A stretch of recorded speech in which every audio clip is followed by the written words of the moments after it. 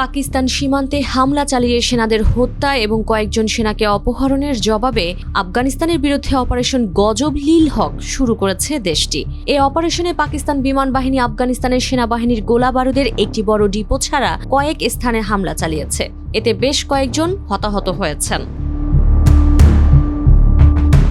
পাকিস্তানের প্রধানমন্ত্রী শাহবাজ শরীফের বিদেশি সংবাদ মাধ্যম বিষয়ক মুখপাত্র মোশাররফ জাইদি ২৭ ফেব্রুয়ারি ভোর ৪:৫০ সামাজিক যোগাযোগ মাধ্যম এক্সে এক পোস্টে জানান, রাত ৩:৪৫ থেকে আফগানিস্তানের বিরুদ্ধে অপারেশন গজব লিল হক শুরু করেছে পাকিস্তানের যৌথ বাহিনী।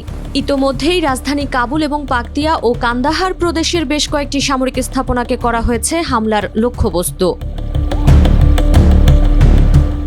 পাকিস্তানের দাবি, হামলায় ইতোমধ্যে প্রাণ হারিয়েছেন কমপক্ষে ১৩৩ তালেবান যোদ্ধা, আহত হয়েছেন আরও ২ শতাধিক।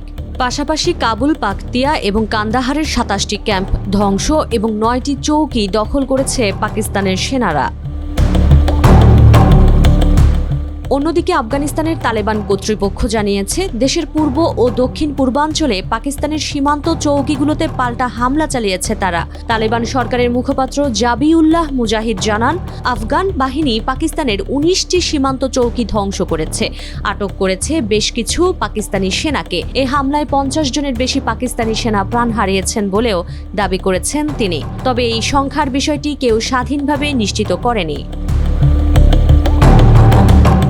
গত ২১ ফেব্রুয়ারি আফগানিস্তানের নাঙ্গারহার এবং পাকতিয়া প্রদেশের বেশ কয়েকটি এলাকায় ব্যাপক বোমা হামলা চালায় পাকিস্তানের বিমান বাহিনী। এতে প্রাণ হারিয়েছিলেন ৮০ জনেরও বেশি। পাকিস্তানের পক্ষ থেকে বলা হয়, তালেবানপন্থী নিষিদ্ধ রাজনৈতিক গোষ্ঠী তেহরিকি তালেবান পাকিস্তানের ঘাঁটিগুলোকে লক্ষ্য করে অভিযান চালানো হয়েছিল। তবে আফগানিস্তানে ক্ষমতাসীন তালেবান সরকার পাল্টা দাবি করেছিল, জঙ্গি ঘাঁটি নয়, লোকালয়ে হামলা চালিয়েছে পাকিস্তানের বিমান বাহিনী। তারপরেই প্রতিশোধ নেওয়ার ঘোষণা দিয়েছিল তারা।